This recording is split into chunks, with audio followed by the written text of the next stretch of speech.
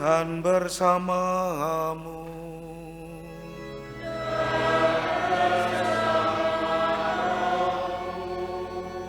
Inilah Injil suci menurut Santo Yohanes.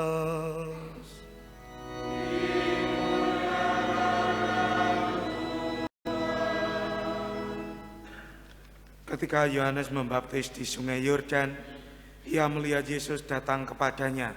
Maka katanya, "Lihatlah anak domba Allah yang menghapus dosa dunia.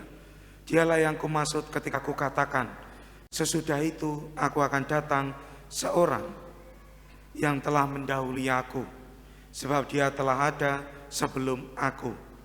Aku sendiri pada mula-mula tidak mengenal dia, tetapi untuk itulah aku datang untuk membaptis dengan air, yaitu supaya ia dinyatakan kepada Israel." Dan Yohanes memberi kesaksian, katanya, "Aku telah melihat roh turun dari langit seperti merpati, dan roh itu tinggal di atasnya. Aku pun sebenarnya tidak mengenal dia, tetapi yang mengutus aku membaptis dengan air telah berfirman, jikalau engkau telah melihat roh turun ke atas seseorang dan tinggal di atasnya, dia itulah yang akan membaptis dengan Roh Kudus. Dan aku telah melihatnya, maka aku memberi kesaksian, dia inilah Anak Allah." Demikianlah sabda Tuhan.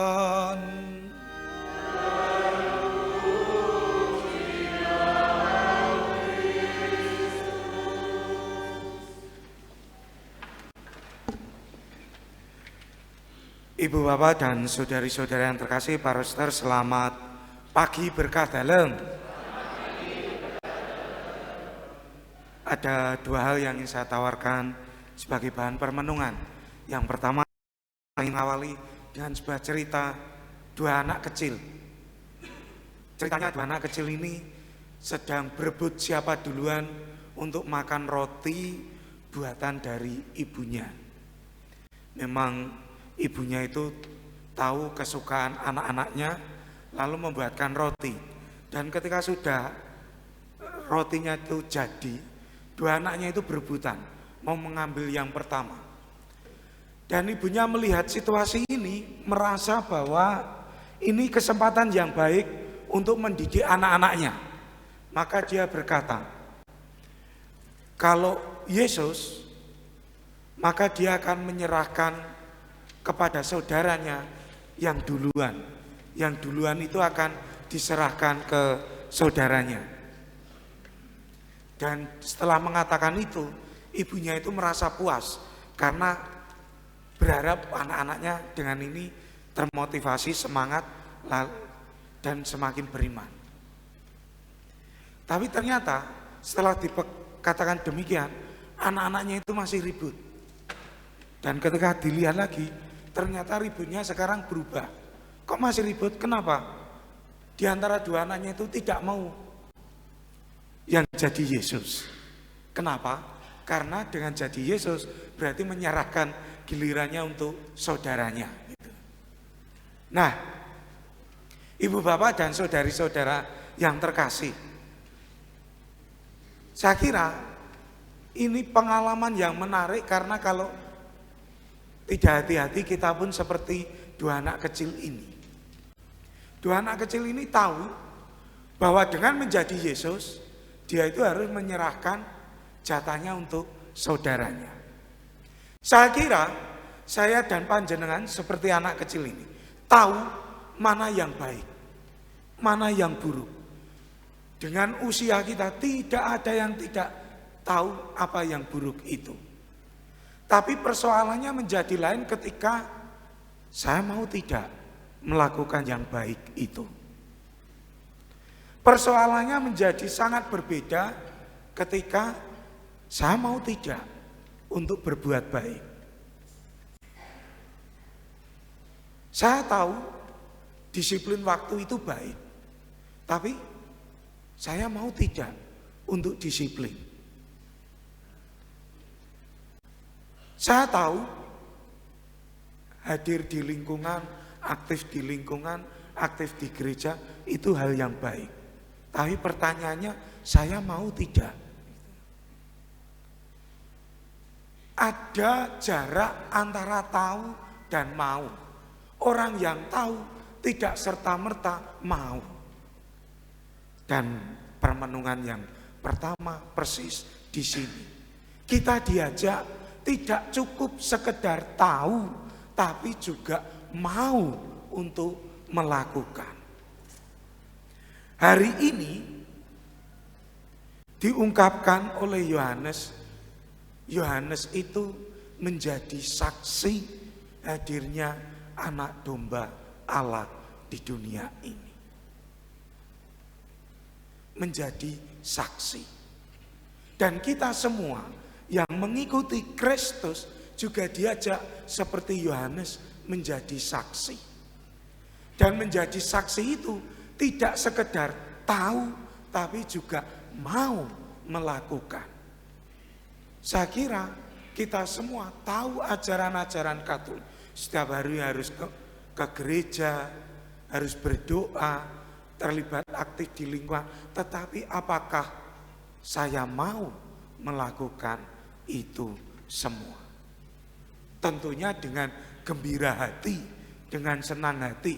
Nah, ini yang pertama, Ibu Bapak dan saudari-saudara yang terkasih.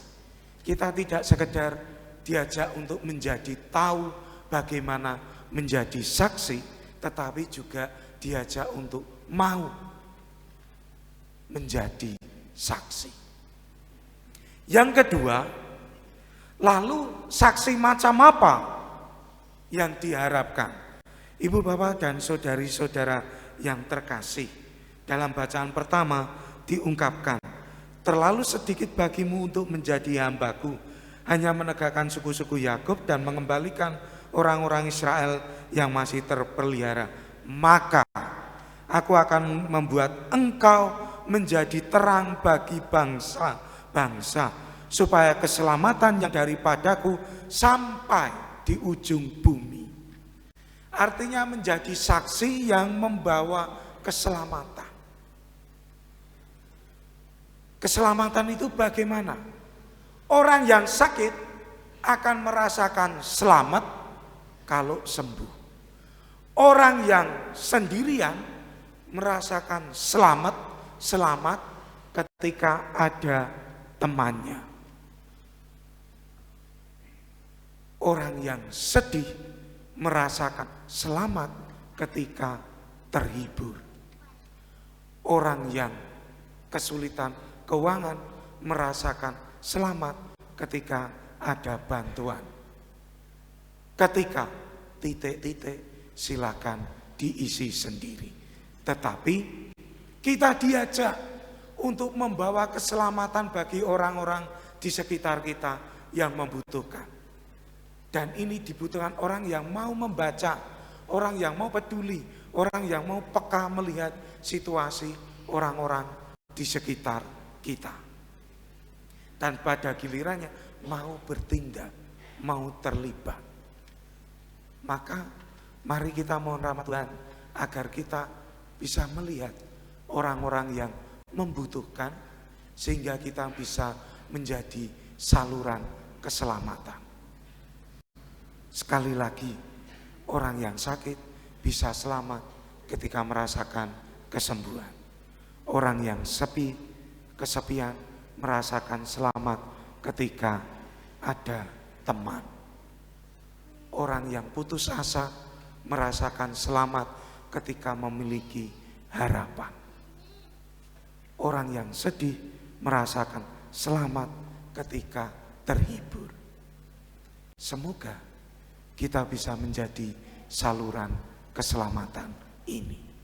Maka Ibu Bapak dan saudari-saudara yang terkasih, para suster, kesimpulannya hari ini kita diajak untuk tidak sekedar tahu, tapi mau untuk menjadi saksi keselamatan Kristus.